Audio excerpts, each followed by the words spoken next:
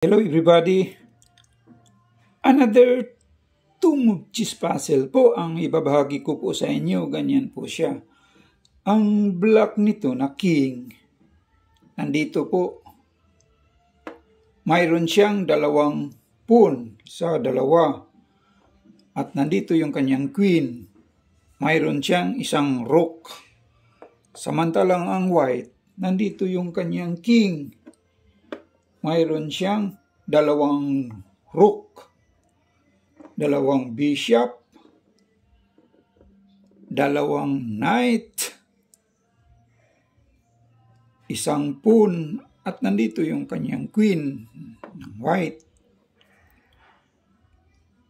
Ang direksyon ng white ay pa-forward po, ganyan. Direksyon naman ng black, papunta rito. White first to move and block. Mate in two moves. Ang kanyang king, wala na pala po siyang matatakbuhan po. Dito mayroon naman ng bishop, dito may rook, dito may knight. Wala na po siyang matatakbuhan dyan. Sa loob lang ng dalawang tulak ay mamatiin na itong king na block. Samahan niyo po akong himay-himayin natin po, alamin kung ano ba talaga tamang kasagutan dyan. Itong rook ng white, pag i-open niya, ma-check na siya by bishop. Napaka-complicated naman yan. Halimbawa po, gagamitin nating first move itong kanyang queen. Maaari po siyang mag-check niyan. Dito po, check by queen. Mayroon naman siyang rook. Ang block, makain lang ng kanyang queen. Pag ganyan, nasaan na yung check for mate dyan? Kapag nag-check itong rook dito, check by bishop at saka rook. Mayroon pa naman siyang mapupuntahan dito. Tapos na yung two moves. Walang mati po. Ganyan po siya. Halimbawa po, dito naman siya mag-check. Itong kanyang rook pa rin ang gagalawin natin. Ito, dito siya. Check by bishop. Mayroon naman siyang pawn pang cover. Pag ganyan, nasaan na yung check or mate yan? Kapag mag-check itong queen, pupunta siya rito. Mayroon pa siyang mapupuntahan. Di wala pong mati.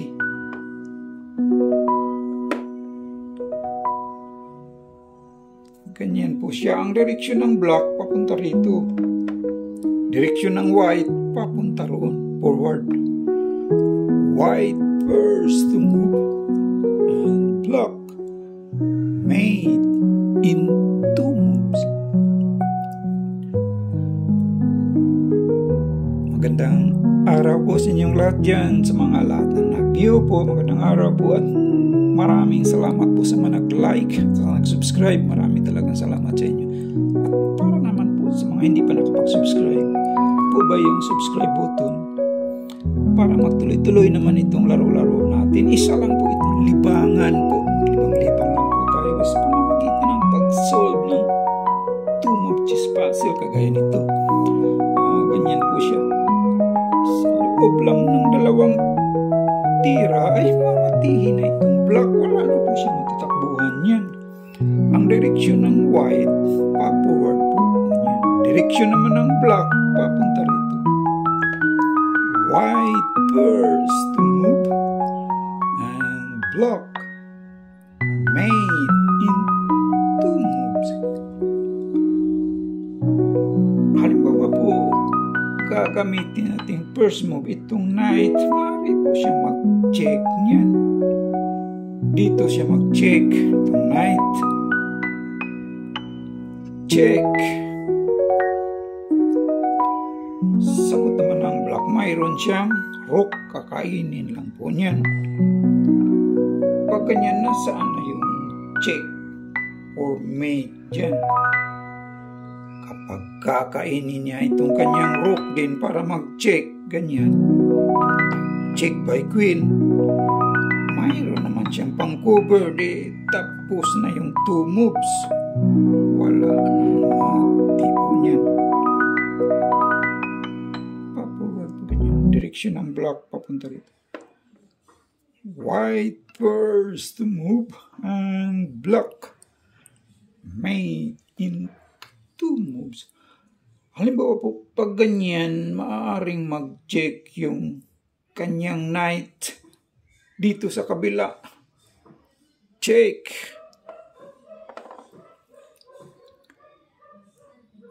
Pag ganyan, makain lang ng kanyang rook ay queen.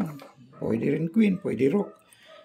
Ganyan, pag ganyan, nasaan na yung check or mate dyan?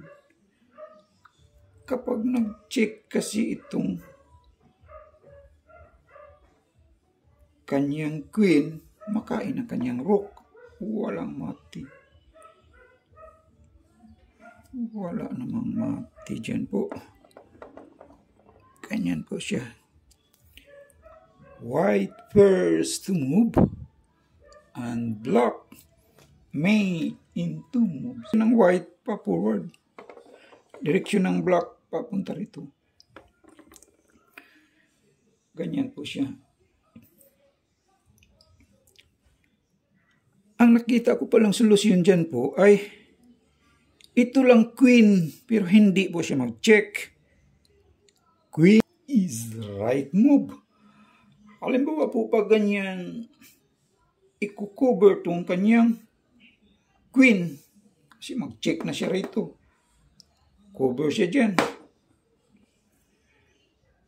Ma-checkmate po siya dyan by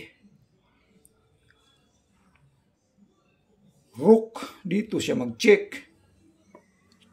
Checkmate. Hindi na pwedeng kakainin ng kanyang pawn. Check pa rin by bishop. Mati po rin po siya dyan. Halimbawa po pag ganyan, itong rook ang i-cover niya, ganyan. Ay ganun din. Ma-checkmate pa rin po siya dyan by rook. Ganyan pa rin. So, that is the right move. Maraming salamat po sa lahat ng nag-view po. Please like, subscribe na lang po. Thank you po.